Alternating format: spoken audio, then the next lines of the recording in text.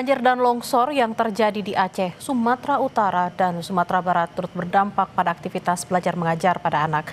Agar anak-anak tidak kehilangan kesempatannya untuk belajar, sejumlah relawan mengadakan kegiatan khusus untuk anak-anak di tenda darurat. Di Desa Rantau Bintang, Kecamatan Bandar Pusaka, Aceh Tamiang, para relawan mendirikan tenda khusus yang digunakan anak-anak untuk bermain sambil belajar. Hal ini dilakukan dalam upaya menghadirkan kembali rutinitas belajar anak setelah tak banyak kegiatan yang bisa mereka lakukan pasca bencana Belanda.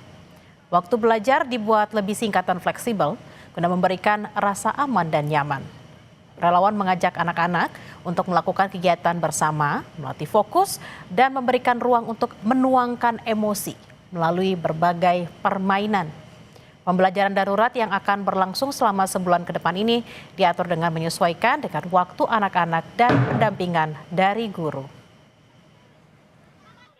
Cukup membantu kah untuk anak-anak? Cukup membantu karena seperti anak-anak dapat bermain, belajar, alhamdulillahnya seperti itu. Karena mereka ada kegiatan kan, kalau seperti biasa kan mereka tidak ada kegiatan, ya main-main lumpur gitu. Jadi kalau ini sangat membantu lah.